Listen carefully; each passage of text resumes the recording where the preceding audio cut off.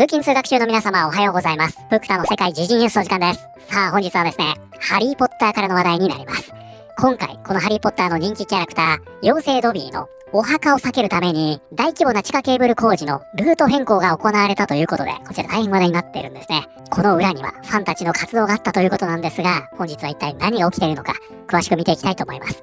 この番組は海外のホットな時事ニュースをお届けします。通勤通学のお供にちょうどいいチャンネルとなっていますので、ぜひチャンネル登録お願いします。さあ、それでは本題です。こちらね、もう何やらすでにね、懐かしい人がおりますが、今回ですね、ハリーポッターの人気キャラクター、妖精ドビー。イギリスには、この実際のお墓というのが存在するんですね。厳密に言いますと、聖地となっている撮影現場になるんですが、ここがね、事実上このドビーの記念碑になっています。すると今回、この地下に、巨大な電力ケーブルを通そうという計画が持ち上がりまして、その後ですね、実は、このルートが変更されたということが明かされることになります。これにつきましては現在ですね、主にね、アンチ JK なども集まりまして、この決定に対して反発するなんていう動きもあるんですが、ちょっとね、そのあたり見ていきましょう。で、ハリーポッターといえばですね、先日プクタ、ついに行ってきましたよ。ちょっとね、気になってはいたんですが、これまでなかなか行けなかった。ワーナーブラザーススタジオツアー東京。ここね、メイキングオブハリーポッターとありますが、これね、池袋の豊島園跡地ですかね。ここにあるスタジオツアーなんですね。で、ここね、アトラクションがあるテーマパークというよりは、ハリーポッターの世界を再現しているので、その世界に入り込むことができますよ。こういうものなのかなと思ったらですね、もう思いのほかすごい場所で、ここね、こちらドビーいますね。入るときにね、だいたい出てくるまで4時間くらいかかりますよって言われて、なんでそんな時間かかるのと思ったら、実際ね、そのぐらいかかりました。いやー、本当にね、非常に満足度の高い施設で、駅なんかもね、完全再現されておりまして。いやー、それはね、すごい場所でしたね。僕とはね、この時、なんとかね、スリザリンの格好していきたいなと思ったんですが、ちょっと用意できませんでね、ポッターのメガネをかけて、あとマフラーつけてね、行ったんですが、その格好で行くとさすがにね、この中では、グリフィンドール扱いされてしまうので、皆さん気をつけましょうね。本日はね、この時の映像なんかを交えながら、本題見ていきたいと思います。ハリーポッターファン、ドビーの墓を避けるための、イギリスとアイルランドを結ぶ、電力ケーブルのディバージョンを実現。ということで早速ですがこちらですね、ディバージョンとあります。こちらが本日のキーワードになります。Diversion。道路が閉鎖されているために使われる別のルート、迂回路。ということでね、こちらのディバージョンというのは、ルート変更、迂回路という意味になります。これはラテン語由来となっておりまして、もともとは向きをそらすとか別の方向へ向ける、こういった意味だったんですね。そこからルート変更、そして迂回路、このようになっていったと。で、このイメージからですね、このディバージョン、また別の意味にもね、現在発展しておりまして、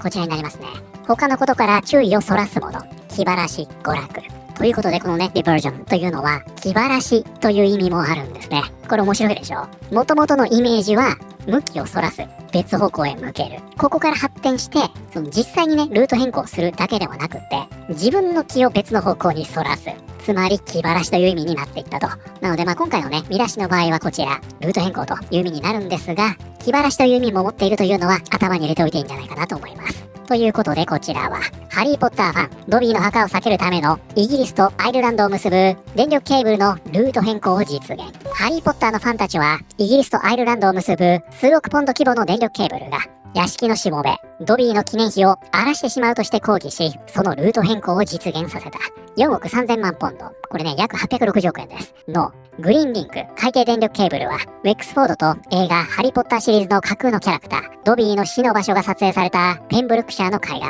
フレッシュウォーターウェストとの間を全長125マイルのケーブルで結び、これ約200キロです。イギリスのナショナルグリッドとアイルランドを接続している。ということでね、こちらでは何が起きたかと言いますと、まずこのキャラクター皆さんご存知ですかね。ハリーポッターの人気キャラクターですよ、ドビー。これはね、マルフォイ家に仕えている妖精で、その後ね、吸ったものありまして、これ死の秘宝でしたっけ？この海岸でね、死んでしまうんですね。またこれをやった相手もムカつくんだ。そういうシーンがあったんですよ。で、その後ですね、この撮影現場というのが聖地化いたしまして、ここにね、ハリーポッターファンたちが集まり、次々に石を置いていったんですね。そしてこれが積み上がり、事実上のドビーのお墓になっていったと。で、それがね、こちらにもあるんですが、ここ見えますかね？これ、靴下ですよね。で、このね、ドビーと靴下の関係、もう皆さんね、お分かりになるんじゃないかなと思いますが、このドビーというのはですね、自分の主から衣服を渡された時に自由になれるんですよね。確かそうでしたよね。で、この劇中ではね、いろいろあってルシウスがドビーに靴下を渡すという形になるんですよ。そしてこのドビーが解放されるわけですね。なので、このファンたちがね、石をいろんなところから持ってくるんですが、それ以外にも、この靴下を置いてっちゃうんですね。そしてね、このようになってしまいました。ドビーは自由だ。でも、ハリーポッターで彼が死んだ海岸に、靴下を置いていくのはやめてください。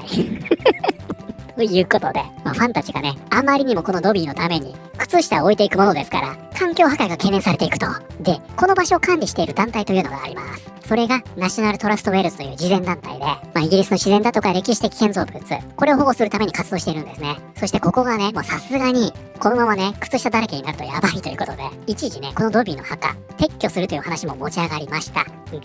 ここですね。声メールを受け取りたくなければ、魔法省ではなく、ナショナルトラストウェールズは、ドビーが最後を迎えた海岸に靴下を置いていくのを本当にやめてほしいとお願いしている。ということで、ファンたちにね、このドビーのお墓、撤去しないから、まずは靴下持ってこないでくれとお願いすることになります。ドビーの記念碑は当面の間、フレッシュウォーターウエストに残され、訪れた人々が楽しめるようにします。と、ナショナルトラストウェールズは声明で述べた。周辺の自然環境を守るため、記念碑を訪れる際には、写真を撮るだけにしていただくようお願いいたします。靴下や小さな装飾品、色を塗った小石から剥がれた塗料などが海洋環境や食物連鎖に入り込み、野生生物を危険にさらす可能性があります。ということで、この時ね、なんとかこのドビーのお墓は撤去の難を逃れたと、こういうことだったんですね。そして、今度はですね、このお墓の地下を巨大な電力ケーブルが通る計画というのが持ち上がります。で、まずね、大前提といたしまして、このケーブルの計画というのは、今ね、現状走っているものではありません。もうすでに過去のものなんですね。で、今回実は、このお墓の下をケーブルが通る予定だったんだけど、このルートを変更したんですよという話が、会社から持ち上がったというわけです。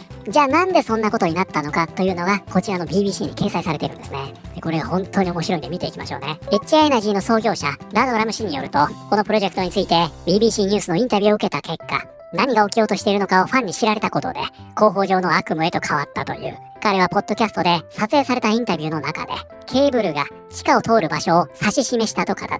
撮影を終えて私がロンドンに戻ると、それから数週間後にそれが放送されたんです。すると、何百件もの電話がかかってきました。本当に何百件もです。ということで今回ですね、この計画をその BBC のインタビューの中で話したんですよ。そしてここを通りますよと言ってしまったんですね。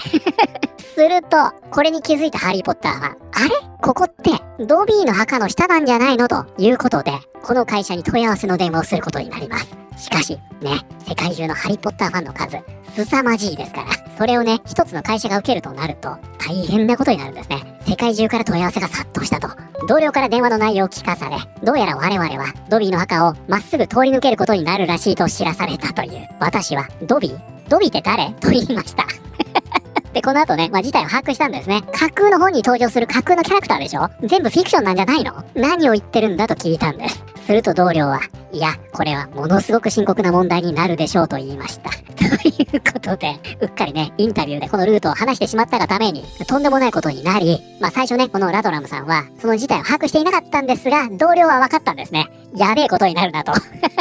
ちょっとハリポタファン的に回すとやばいんじゃないのと、こうなったわけですね。そしてこの会社、そんなの関係ない。計画なんか変更するもんかとはならなかったんですね。そしてその後このようになるんですね。ラドラム氏は計画担当者たちとドビーの墓には一切近づかないよ。具体的にどうケーブルのルートを変更するかを協議した。さらに彼はこう付け加えた。多くの人たちがそれをとても喜んでくれました。そして計画も無事に進むことになり、ドビーも喜んでいるでしょう。ということで、なんとですね、このドビーの墓を避けるために、全長200キロ、860億円規模の大規模な工事のルートが変更されたというわけなんですね。で、こちら CNN なんですが、ファンのコメントなんかもね、掲載されておりまして、ドビーの記念碑があるウェールズのペンブルクシャ出身、20歳のニコラスは、オンラインに投稿する動画を通じて、この地域の様々な魅力を伝える活動をしている。ドビーの墓は、世界中から観光客をペンブルクシャ屈指の素晴らしい海岸へと呼び寄せています。記念碑にはイタリア、オーストラリア、南アフリカなどから持ってこられた石があり、人々がドビーの墓を見るためにどれほど遠くからやってきているのかがわかります。ということで、あの石持ってきてるんですね。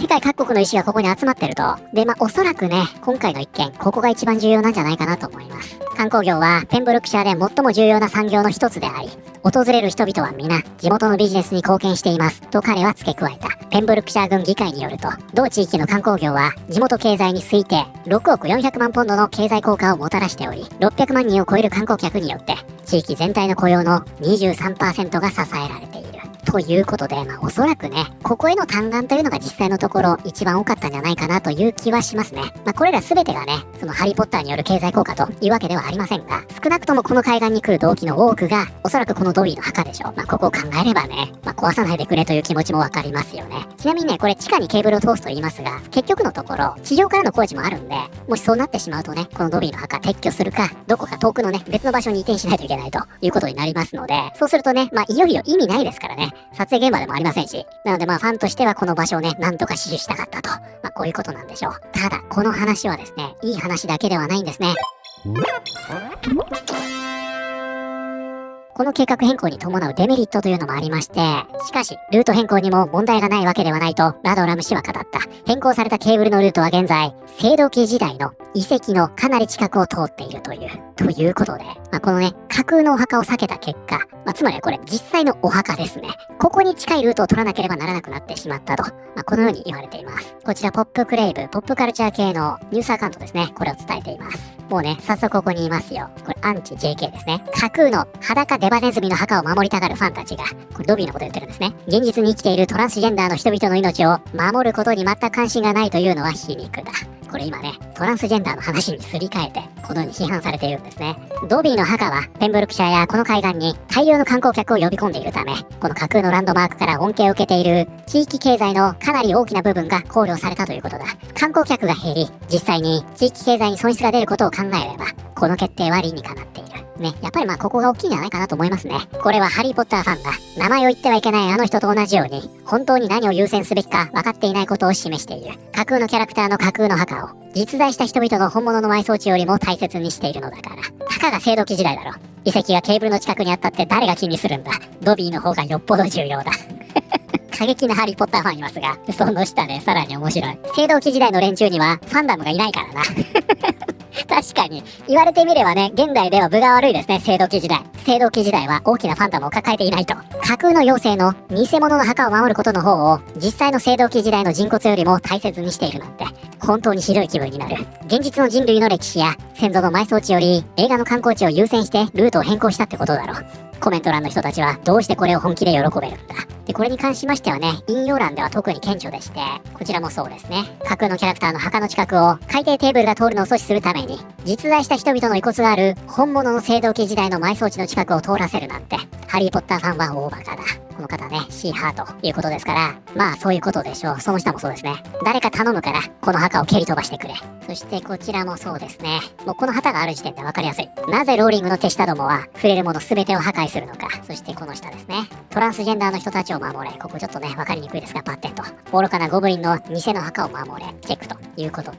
今回の一件をですね、アンチ JK ローリング、トランスジェンダーの話にすり替えて、これを批判。さらには、先ほどのね、青銅器時代の話。あれね、実際にこの遺跡を壊したとか、移転したとか、そんな話はしてないんですが、実際の墓より架空の墓を優先するとは何事かということで、このような人たちが集まりまして、ここでね、バチバチやり合ってるというような状況になっています。はい、ということで本日はですね、ハリーポッターの登場キャラクター、妖精ドビーの墓の下に電力ケーブルを通すという計画があったんですが、後にこのルートが変更されていたことが明らかになったという話題を見てまいりました。いかがだったでしょうか。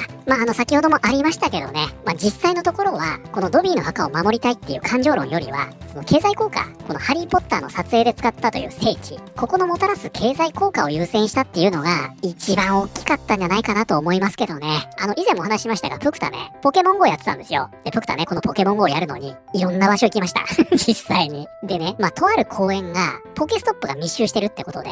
すごい人気を博したんですね。もうほんとね、ほとんど人のいないような公園だったんですが、このポケ GO がスタートした途端、大量の人が押し寄せまして、朝から晩まで、もうほんと満員御礼状態になっていたんですよ。で、人が集まるとね、売店なんかも出店するようになり、もうほんと大盛況でした。なんですが、ここを管理している行政がね、ここに対しての経済効果よりも、ここに来た人たちが落としていくゴミの方を気にしたんですね。だったらゴミ箱を増設すればいいんじゃないかなと思いますが、それやらなかったんですよ。で、納屋に申請したんじゃないかなと思いますが、ポケストップ全部撤去されまして、この公園誰も行かなくなりました。この中ね、レストランとかもあるんですが、実際起こってることって同じでしょ。なのでこれ単純に見れば、架空のキャラクターの架空のお墓なんですが、それを言ったら先ほどのね、ポケストップと同じなので、これを撤去してしまえば、失われる経済効果って多分計り知れないですよね。で、このハリーポッターがもたらす経済効果については、こちらの動画でまとめておりますので、ぜひご覧になってください。やっぱりすごいんですね。で、地元のツアー会社の中にもアンチ JK というのがいまして、これでね、また好き勝手にやってるっていう話です、これね。非常に興味深い話だと思うんで、ぜひご覧になってください。なので、実際はね、この経済効果の観点から嘆願が集まったんじゃないかなという気はしてますが、現在ネットではですね、